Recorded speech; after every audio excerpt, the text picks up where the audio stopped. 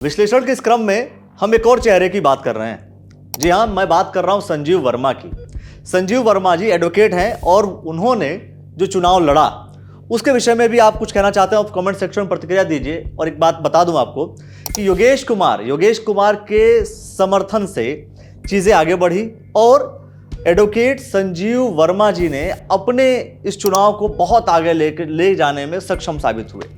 अब आप कहेंगे वोट क्यों नहीं मिला? ये वोट ना मिलने की जो कंडीशंस हैं, शायद उसके अलग अलग पैरामीटर्स हो सकते हैं। इसके बारे में आकलन करने का काम संजीव वर्मा जी का है, संजीव वर्मा जी करेंगे। लेकिन आपने एक चीज जरूर देखी होगी कि बसपा की जितनी भी रैलियां हुई, जितने भी कार्यक्रम हुए या बसपा की जो बातें हुई इस चुनाव में बाकी अदर चुनाव की अपेक्षा ज्यादा हुई। हालांकि संजीव वर्मा जी का यह कहना कि एडवोकेट हम हैं और हमने बहुत से लोगों की लड़ाई लड़ी है, लेकिन जनता का वोट शायद उतना कन्वर्ट नहीं हो पाया, वो एक अलग विषय हो सकता है। लेकिन अगर आप बसपा की बात करेंगे तो बसपा को बहुत ही मजबूती से आगे बढ़ाने का काम उन्होंने अपने लेवल पे किया।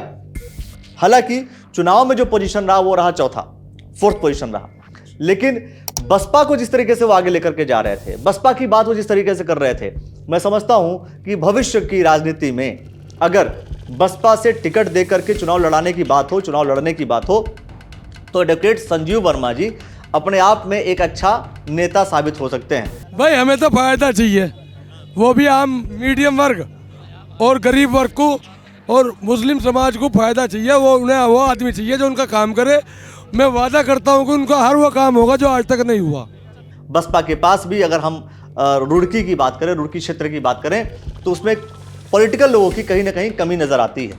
उस कमी को पूरा करने का काम बसपा के दृष्टिकोण से संजीव वर्मा जी कर सकते हैं।